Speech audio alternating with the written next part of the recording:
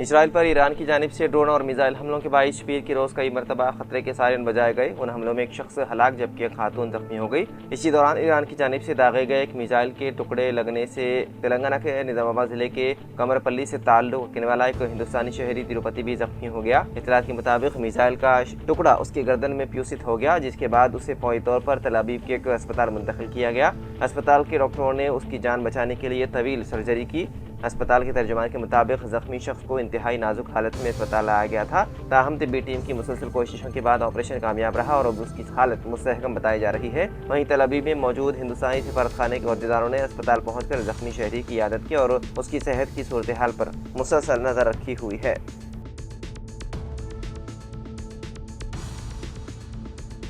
Board इम्तिहानात में तलबा की चीटिंग करवाने के लिए चैट जीपीटी का इस्तेमाल करते हुए इम्तिहानी अमले ने मदद की। ऐसा एक वाक़या रियासत महाराष्ट्र में सामने आया। इस मामले पर हुकूमत ने सख्त कार्रवाई करते हुए मुताल्लिक़ अमले को मुअत्तल कर दिया। हुकाम के मुताबिक हाल ही में महाराष्ट्र में मुनक़िद होने वाले 10वीं और 12वीं जमात के बोर्ड इम्तिहानात में बेज़ाब्तगियों के बारे में मुतादिद शिकायत मौसूल हुई।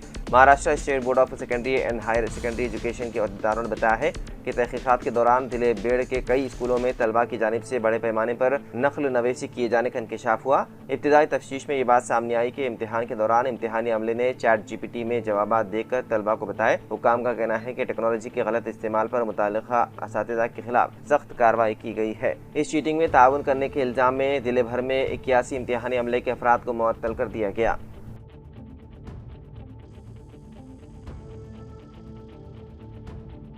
तेलंगाना के नए डीजीपी के तौर पर सीनियर आईपीएस अहदेदार सीवी आनंद का नाम तकरीबन तय पाने की इत्तलात मिल रही है। इस बात पर जोरों शोर से बहस जारी है कि मौजूदा डीजीपी शिवेंद्र रेड्डी की मियाद रवा माह के आखिर में खत्म हो रही है, जिनकी जगह सीवी आनंद का तकर्रुर मुतवक्के है। 1992 बैच के सीवी आनंद रियासत के पुलिस अहदेदारों में सबसे सीनियर हैं, जबकि मौजूदा डीजीपी शिवेंद्र रेड्डी का ताल्लुक 1994 बैच से है।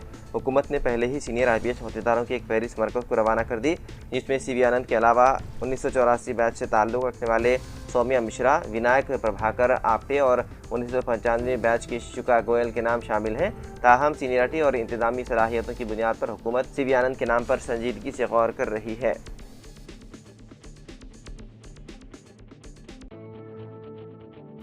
हैदराबाद के गंडीपेट के गोलकुंडा रिजॉर्ट में बीआरएस के अरकान असेंबली और अरकान काउंसिल की एक खुसूसी तरबेती वर्कशॉप का आगाज़ हुआ। इस वर्कशॉप का मकसद आने वाले असेंबली सेशन के दौरान पार्टी के हिकमत अमली को मजबूत बनाना और अवामी मसाइल को मौसर अंदाज में उठाना है। बीआरएस के कारगुजार सदर KTR, बीआरएस LP के डिप्टी लीडर्स सबिता रेड्डी और श्रीनिवास यादव के अलावा असेंबली व्हीप विवेकानंद ने इस इजलास में शिरकत की। वर्कशॉप के दौरान अवामी नुमाइंदों को असेंबली के कवायद व ज़वाबित, दस्तूरी और उमूर और ऐवान में इख्तियार किए जाने वाले तरीक़ेकार के बारे में तफसीली हिदायत दी जा रही है। इजलास के मुख्तलिफ सेशन में कौंसिल के vice chairman B Prakash, council में opposition leader Madhusudhan Chary, deputy floor leader Harish Rao और दीगर सीनियर कायदीन और अरकान को अवामी मसाइल की निशानदही और पार्लिमानी ज़वाबित पर आगाही फराहम कर रहे हैं। वर्कशॉप का बुनियादी मकसद अपोजिशन के तौर पर हुकूमत को अवामी मसाइल पर घेरने के लिए एक मजबूत रोड मैप तैयार करना है।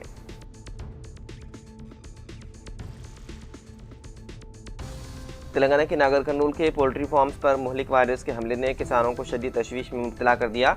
एक ही दिन में तकरीबन 10,000 मुर्गियों की हलाकत से पोल्ट्री सनत में हलचल मच गई। इत्तलात के मुताबिक असेंबली हल्के कोल्हापुर के पेद्दाकत्तापल्ली मंडल के चिन्नापुरपल्ली गांव में तकरीबन 500 मुर्गियां हलाक हो गई, जबकि नागर कर्नूल मंडल के रामरेड्डीपल्ली तांडा में 1500 मुर्गियों की मौत हुई। इसके अलावा जिले के दीगर इलाकों में भी तकरीबन 4000 मुर्गियों की हलाकत की इत्तला मिली। अचानक बड़ी तादाद में मुर्गियों की मौत से छोटे पोल्ट्री फार्म्स सख्त परेशानी का शिकार है और उन्हें भारी माली नुकसान का खदशा है। हुकाम के मुताबिक वायरस की असल वजह मालूम करने के लिए फॉरेंसिक माहिरीन की टीम दिल्ली नागर कर्नूल को पहुंच चुकी है। मुर्गियों के नमूने के लेकर जांच करेंगे ताकि मुर्गियों में फैलने वाले वायरस की नौइयत और उसके फैलाव की वजूहात का पता चलाया जा सके।